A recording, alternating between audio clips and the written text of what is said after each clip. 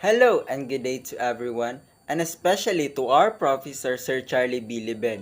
We are Group 5 and we're going to report. Our topic for today is all about the selection of employees.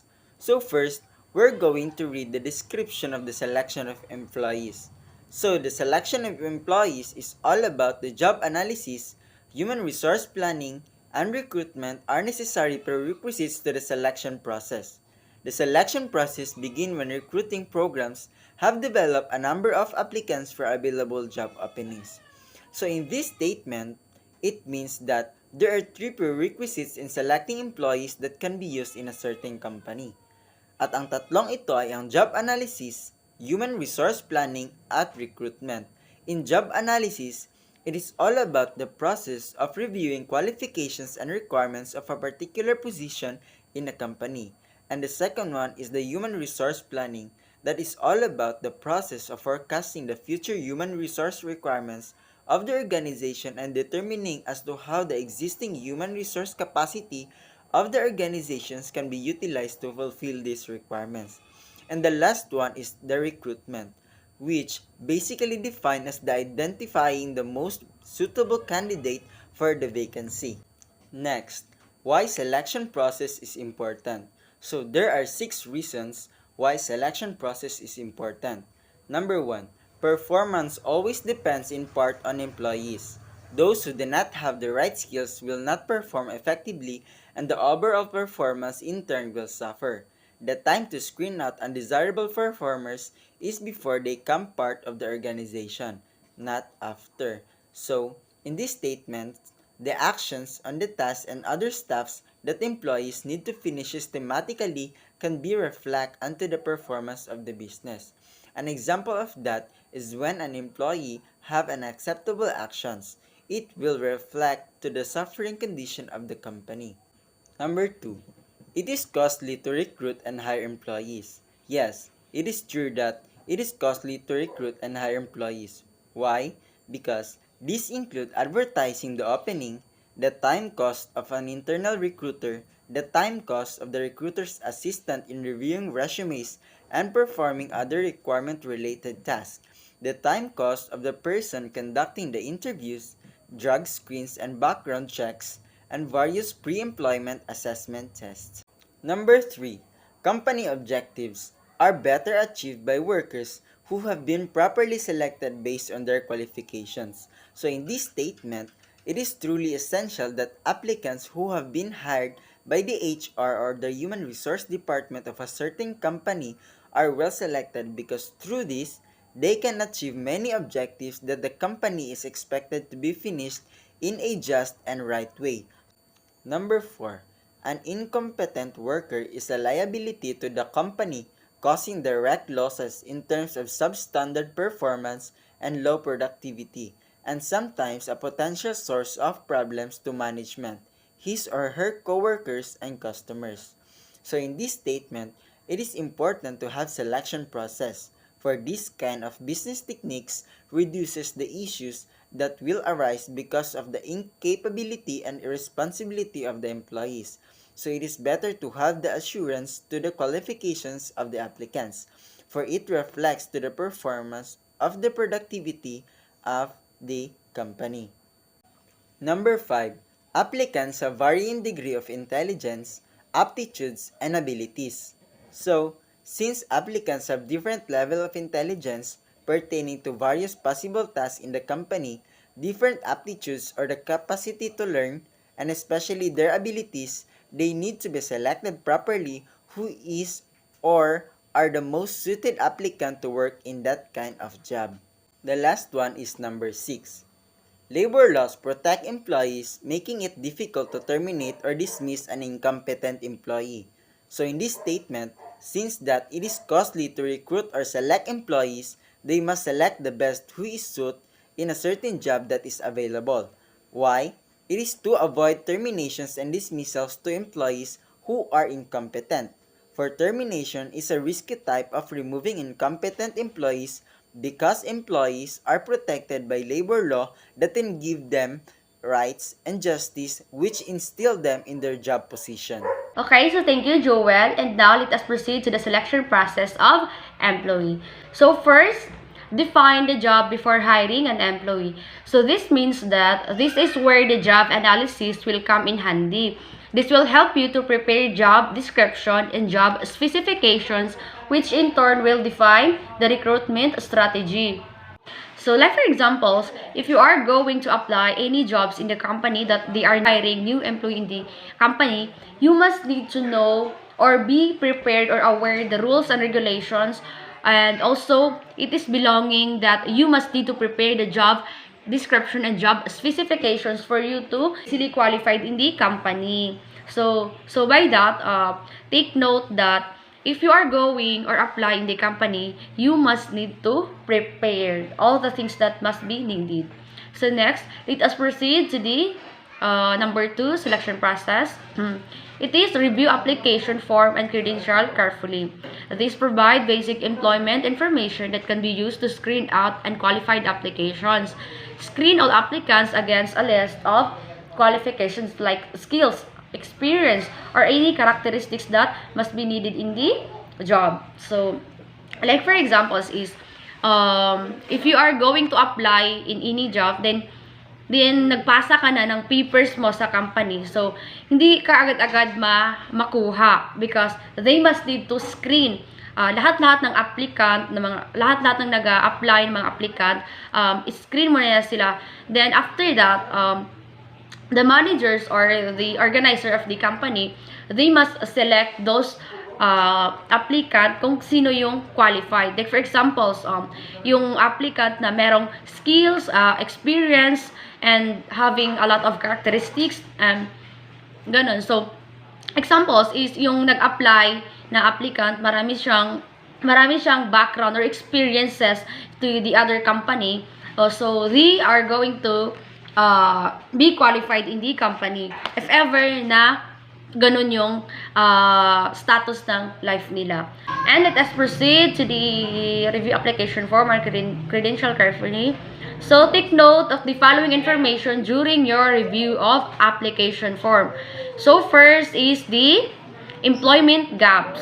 So, these gaps include dates of employment listed in years so that the actual day and month of employee ending match. So, like for examples, na-approvean ka na or qualified ka na sa job na yun. So, you must need to know the dates kung kailan ka nag-start sa job na yun. Kasi, di ba, like for example, nag-ano ka na sa company, which is, nagtrabaho ka na, tapos, kailangan mo malaman yung date kung kailan ka nagsimula. Kasi, di ba, may kontrata yan. Like for example, 2 years, then after that, if malalaman mo yun, alam mo kung kailan ka mag-ending.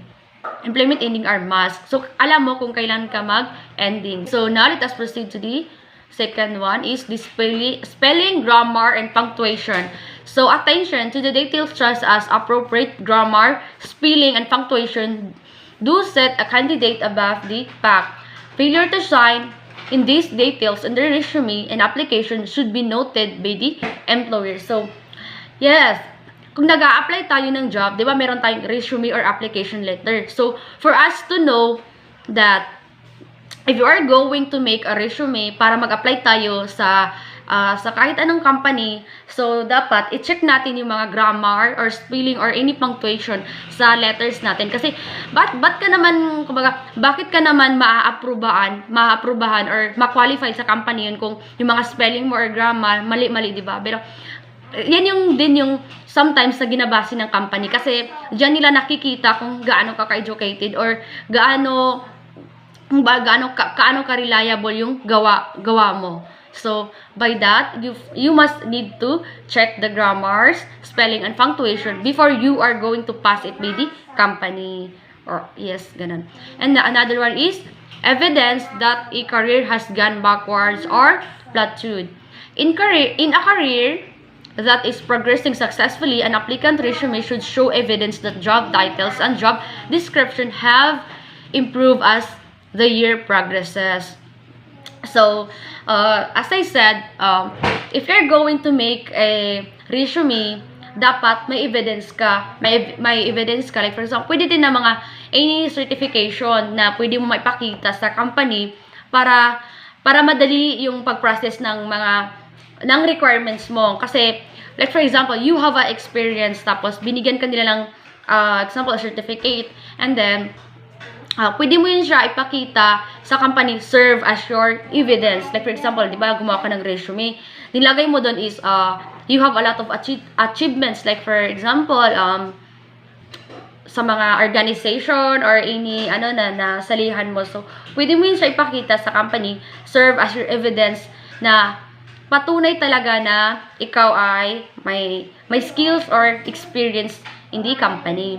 So, the next one is the failure to follow directions. So, ito din minsan yung nagko-cause bakit yung iba is hindi na-approvean because of they don't follow the direction or the instructions. So, failure to follow direction is not just waste of time, but it can be harmful, especially to job applicants, because the employer might think the applicant does not have the ability to work in an organized and effective manner. So, as I said, that if you are going to apply any jobs or kung nag-apply ka sa kumpanya, you must need to follow the rules or directions or instruction. Kasi yan din minsan yung iba, kasi yung iba nagko-cause sila ng ganyan failure, hindi sila na-accept sa company, hindi sila qualified kasi nga they don't follow the directions. So first is kung mag-apply ka ng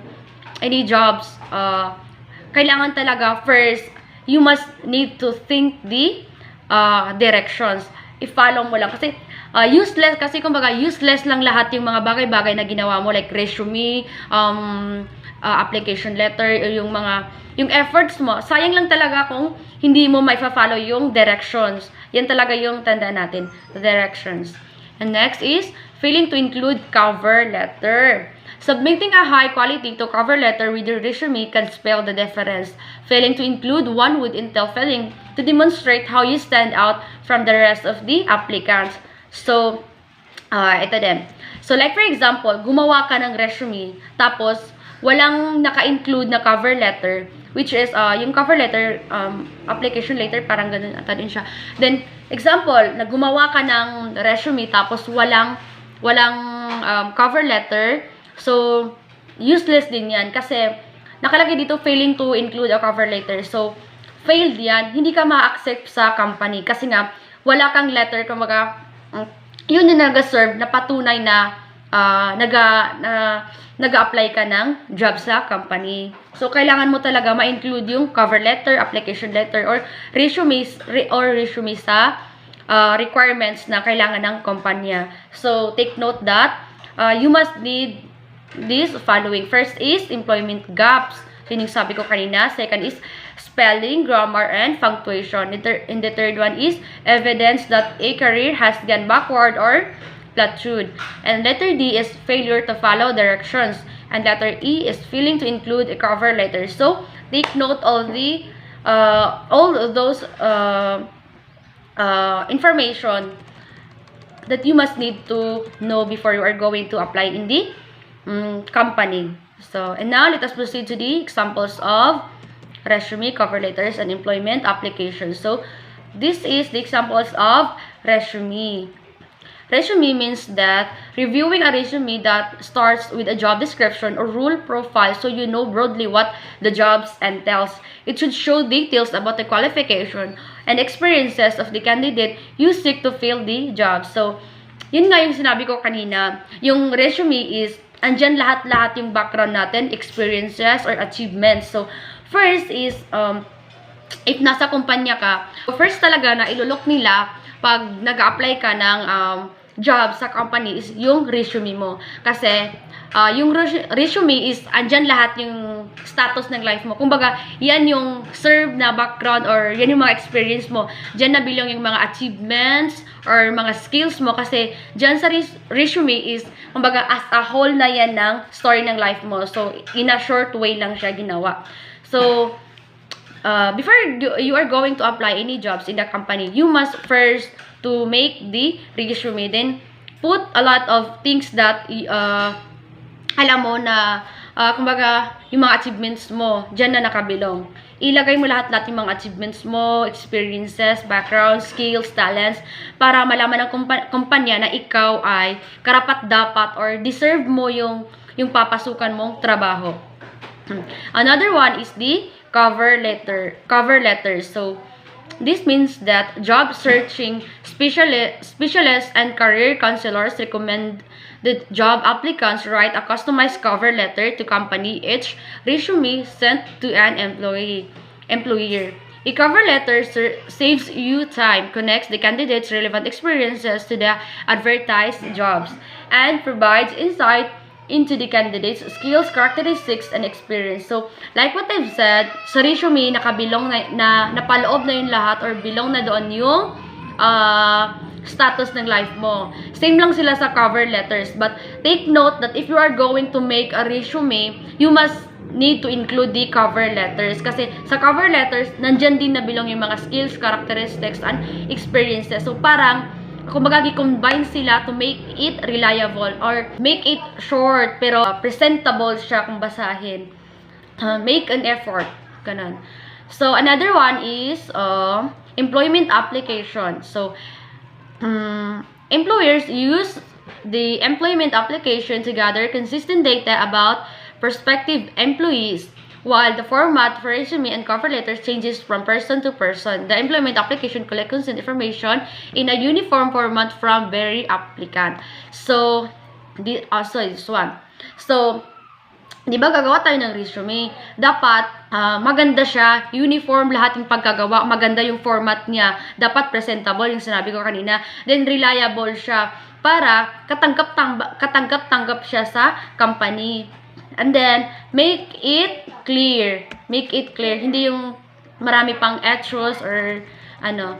So, dapat ganon. Uniform, lahat yung gagawin mo para makita nila na clear talaga yung gawa mo. After that, nakikita ng mga manager or the organizer of the company na ito talaga is reliable o totoo yung kanyang resume. Kasi nakikitaan nila ng galing sa or skill sa kahit sa resume lang is maganda yung pagpresenta niya. So, yun, part ng review application form and credential carefully yung mga sinabi ko. First, take note, employment gaps, spelling, grammar, and punctuation, evidence that a career has gone backward or plateaued.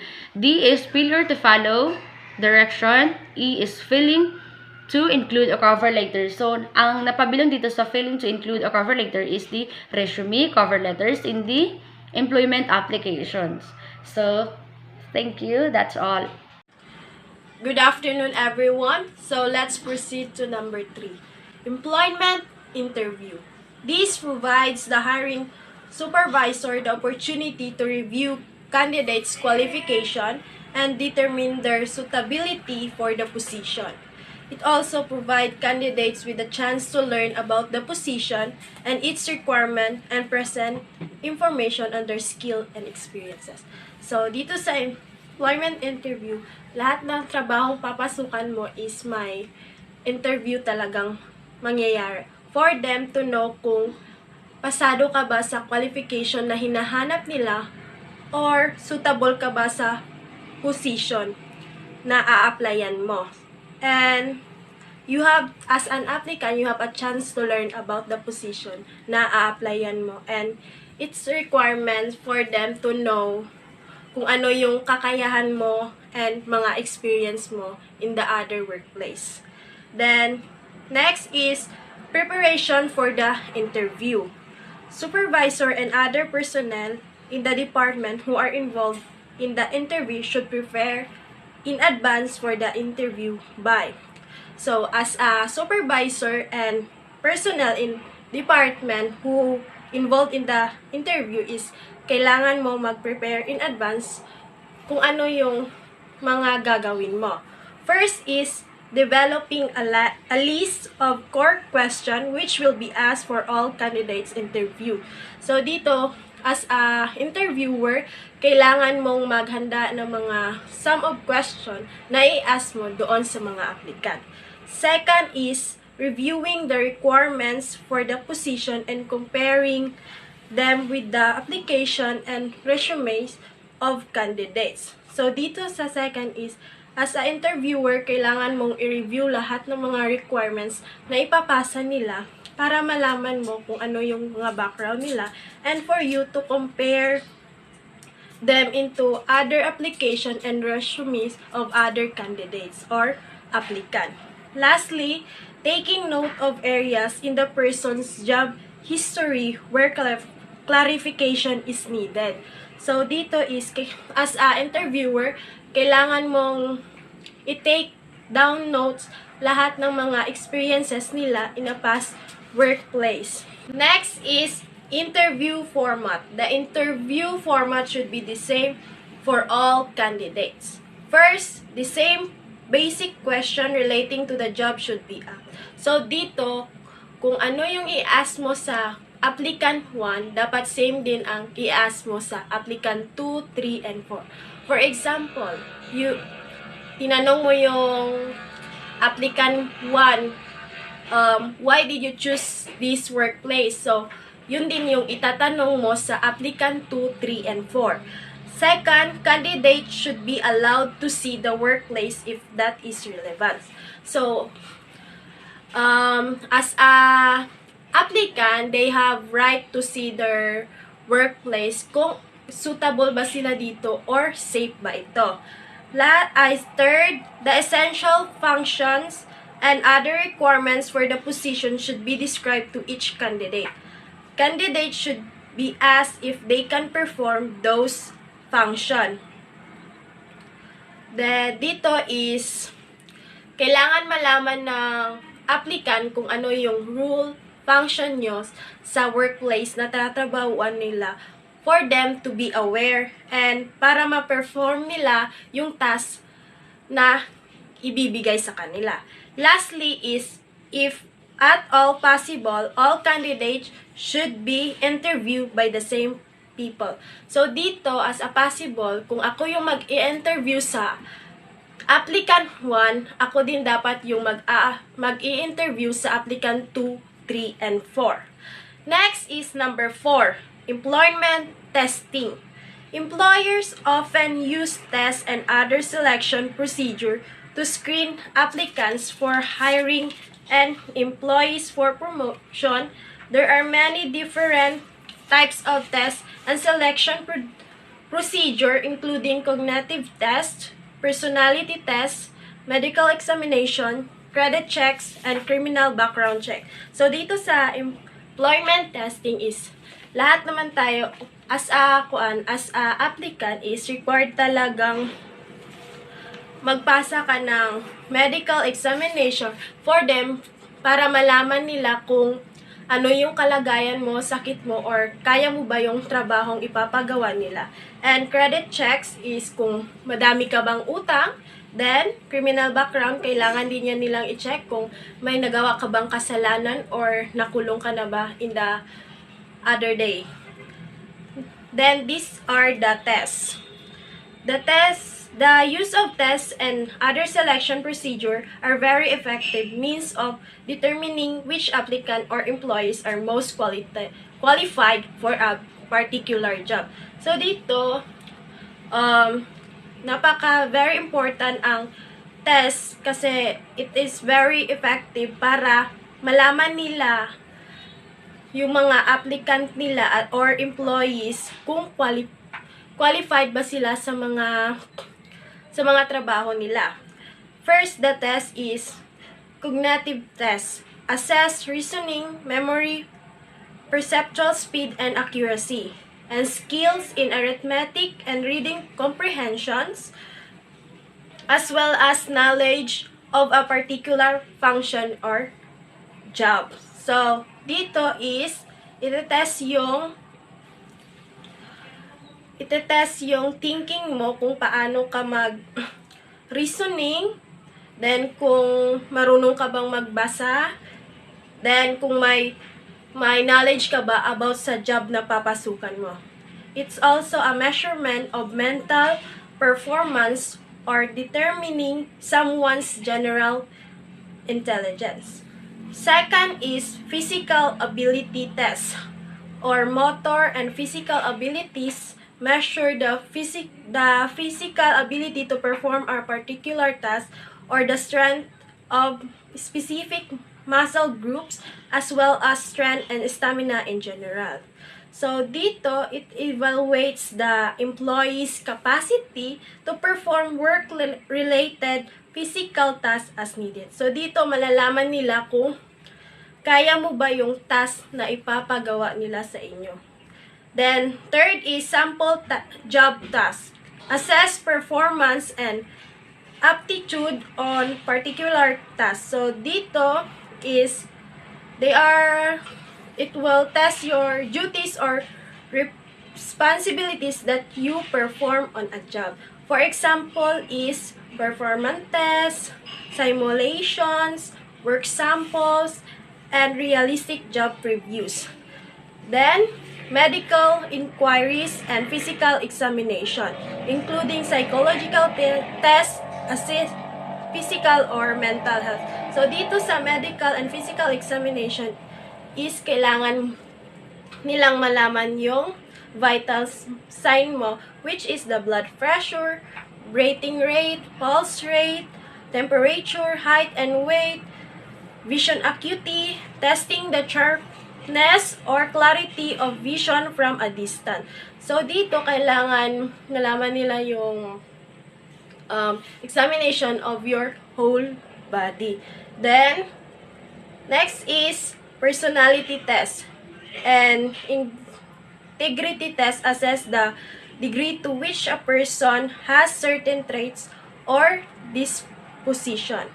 Example, dependability, cooperativeness, safety, or aim to predict the likelihood that person will engage in certain conduct. Example, theft, absenteeism. So, dito, malalaman kung totoo o mapagkakatiwalaan, maaasahan. Good afternoon, everyone. My name is Dato Hosni M. Onsi, and I'm the one who reports the number 5 and the number 6 of the selection of employees. So the number 5 here is the background investigation reference checking. So this is done to verify the accuracy of factual information previously provided by the applicant to uncover damaging background information such as criminal records and violent behavior. And para malaman ang kanilang mga background, there are 3 common information from the applicant that we should check. That those are the personal reference, school records, and the number 3 is the previous employment records. So the number 1 here is the personal reference. Personal reference can give some insight into your characteristic and how well you are likely to fit in within the company. So ibig sabihin, the personal reference, ito yung nagbibigay sa atin ng kalaman para yung kunin natin na applicant ay fit ba sa ating company or hindi. Kaya that's why we need to check the personal reference. The number 2 here is school records. There are countless cases of the employees in the prominent position that have lied about their educational credentials on their resume. That's why screening an applicant education could prevent huge losses of our company. So, yan yung advantage kapag gina-check natin yung school records ng ating aplikante. Kasi yung ibang applicant is nagsisinungaling sa kanilang mga resume, nilalagay nila na ito, ganyan ang natapos nila. Yun pala ay hindi pala yung totoo. So that's why we need to check the school records para hindi maging huge losses of our company. Then the number 3 is the previous employment records. Through the employment history check, we can verify the experience of the applicant, and it helps us to know whether the applicant was employed at the listed firm in his resume or not. So, parang ganun din sa school records, advantage pa rin sa atin na i-check itong mga previous employment records nila kasi sometimes yung mga applicant, ang sinasabi nila trabaho sila dun sa malaking company na yun para matanggap sila sa company mo. Kaya if totoo yun is good sa atin, pero kapag hindi naman ay malaking kawalan din para sa company natin. So, the number 6 here is the final interview. Final interview helps identify long-term partnership and people who understand and share your company values. And also, the final interviewing is an important step in the employee selection process. If it is done effectively, the interviewer enables the employer to determine if an applicant's skills, experience, and personality meet the job requirement and meet the company need. So, that's all. The next one here is the number 7 to be reported to us by Miss Ina Recamadas. Good day everyone, I'm Ina Amosara Ricamadas who will be continue reporting of selection process, which is number 7, selection decision. Selection decision, this is the process of choosing the most suitable candidates from those who apply for the job. Selection decision is the most critical step of selection process. It is a process of offering jobs to decide candidates. Once the potential applicants are identified, the next step is to evaluate their qualification, qualities, experience, capabilities, etc. and make the selection decision. And the next one is number 8, physical examination. Physical examination, it determines if the applicant qualifies for the physical requirements of the position and to discover any medical limitation that should be taken into account and placing. Physical examination is another component in the staffing process and very important step in the selection process. It helps employers know if any of the potential candidates are physically and mentally fit to perform their duties into their job. The basic purpose of medical or physical examination is to place person on jobs which they can handle without damage to their health. And the next one is number 9, final employment decision or placement on the job. This is the decision of accept or reject the applicant based on the results of the physical examination and a value judgment based on all the information gathered in the previous steps. The final decision has to be made out of applicants who have passed preliminary interview, test, final interviews, and reference checks. This is the final process which proved that the applicant has qualified in all rounds of the selection process and will be issued an appointment letter confirming her or his selection for the job. And that will be all. Thank you. Steps in the selection process. Step 1. Job analysis to prepare job description and job specification. Step 2. Preliminary screening, application blank, and interview. Step 3. Employment interview. Step 4. Employment testing. Step 5. Background investigation or reference check. Step 6. Final interview. Step 7. Selection decision. Step 8 or the final step, physical examination.